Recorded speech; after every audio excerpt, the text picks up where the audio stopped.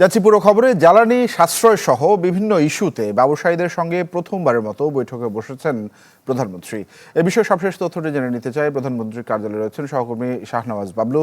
বাবলু, একটু বিস্তারিত জানাবেন এই বৈঠক সম্বন্ধে। তানভীর, বৈঠক শুরু হয়েছে 11:15টার দিকে। এখন পর্যন্ত প্রায় 15 মিনিট হয়ে গেছে। যে বৈঠক যেটি 11:30টায় শুরু হওয়ার কথা ছিল, ব্যবসায়ী নেতৃবৃন্দদের সঙ্গে প্রধানমন্ত্রীর বৈঠক, যেটি বাংলাদেশের বর্তমান যে অর্থনৈতিক পরিস্থিতি, বিনিয়োগ খাত, শিল্প খাতে যে নানা চ্যালেঞ্জ, বিশেষ করে জ্বালানি খাতের যে সংকট তৈরি হয়েছে, এই সংকট মোকাবিলায় ব্যবসায়ীদের সঙ্গে প্রধানমন্ত্রী বৈঠক করছেন। বলা যায় সরকার গঠনের পর প্রথমবার এই বড় ধরনের বৈঠক হচ্ছে। এটি কতক্ষণ পর্যন্ত চলবে সেটি এখন পর্যন্ত আমরা জানতে পারিনি। তবে বলা যায় ব্যবসায়ীদের সঙ্গে এই বৈঠকটা বাংলাদেশের যে চলমান যে পরিস্থিতি, সার্বিক যে পরিস্থিতি, অর্থনৈতিক পরিস্থিতি, সেটি অনেকটাই মোকাবিলায়, অনেকটাই সরকারের জন্য অনেকটাই সুবিধাজনক অবস্থানে যাবে বলে এখন পর্যন্ত ধারণা করা হচ্ছে। ব্যবসায়ীরা প্রবেশ করেছেন, প্রধানমন্ত্রীর সঙ্গে বৈঠক করছেন। তো আজকে এই বৈঠকটি বলা যায় যে এই বৈঠকে অর্থমন্ত্রী আমির খসরু মাহমুদ চৌধুরী এবং বাণিজ্যমন্ত্রী খন্দকার আব্দুল মুক্তাদিরও বৈঠকে অংশ নিয়েছেন।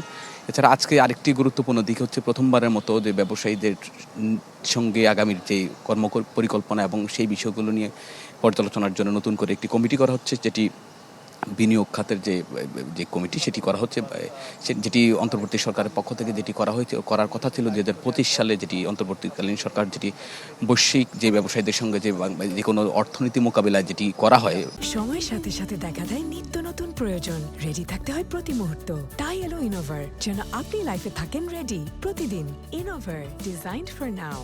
বিভিন্ন উন্নত বিশ্বে সেটি আদলে করার কথা ছিল, কিন্তু সেটি আর অন্তর্বর্তী সরকারের সময় সেটি হয়নি। যদিও বর্তমান সরকারের আমলে আজকে থেকে শুরু হবে, যেটি আগামীতে যে কোনো সংকট মোকাবেলায় ব্যবসায়ীদের সঙ্গে এই কমিটি লিয়াজু করবে, যেটি বাণিজ্যমন্ত্রী, অর্থমন্ত্রী ছাড়াও আরও বিভিন্ন উদ্যোক্তা, বিশেষ করে বিভিন্ন খাতে, শিল্প, বস্ত্র এবং অন্যান্য খাতের যে উদ্যোক্তা রয়েছে, মোট 11 জনের যে কমিটি হবে।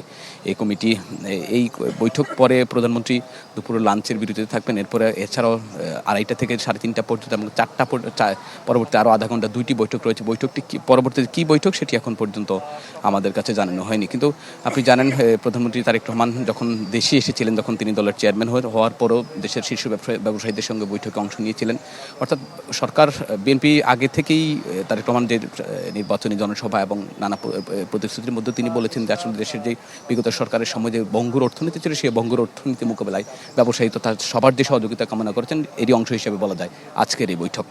বাবলু, ধন্যবাদ আপনাকে আমাদের সঙ্গে যুক্ত হওয়ার জন্য। দর্শক, আমাদের সহকর্মী শাহনওয়াজ বাবলু, তিনি যুক্ত হয়েছিলেন প্রধানমন্ত্রীর কার্যালয় থেকে।